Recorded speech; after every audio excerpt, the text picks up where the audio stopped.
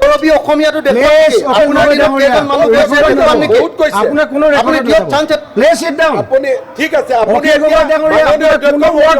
ৰেকৰ্ডত নাযাব আপুনি লিগেলি কেইজন পঠিয়াব পাৰিছে দেখুৱাম নেকি অখিল গগৈ ডাঙৰীয়া nothing will go on record আপুনি একজনো দিয়াব পৰা নাই illegally প্লিজ সিট ডাউন মই ইলিগেলি অখিল গগৈ ডাঙৰীয়া প্লিজ সিট ডাউন মই ইলিগেলি উলিয়াম মই ইলিগেলি কৰিম চলিয়াৰ পিছত মই এজন অসমৰ এজনে মুখ্যমন্ত্ৰী কিছু হলেওতো খেদিব পাৰিছো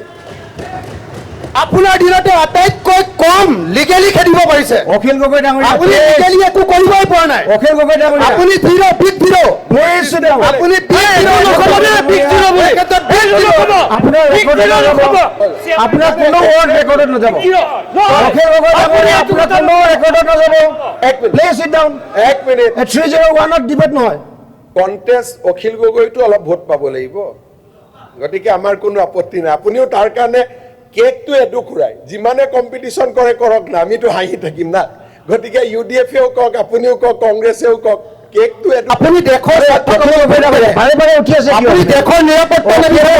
মই সুপ্ৰিম কোৰ্ট হাইকোৰ্টৰ বাদে এটা শব্দ কৈ আছিলো নেকি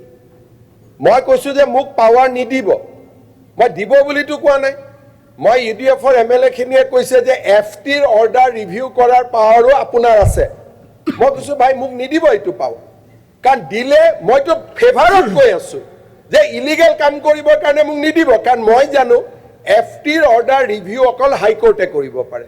হাইকোৰ্ট অৰ্ডাৰ ৰিভিউ সুপ্ৰিম কোৰ্টে কৰিব পাৰে ইলিগেল কথাটো কোনে কৈ আছিলে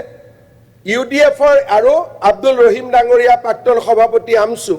তেওঁ মোক কৈ আছে নাই নাই আপোনাৰ পাৱাৰ আছে তে মই কৈছো মোৰ পাৱাৰ থাকিলে কলম কোনফালে যাবতো জানেই গতিকে আপনি তো নিয়ন্ত্ৰণ কৰিব পাৰে আপনি কৰিব পাৰে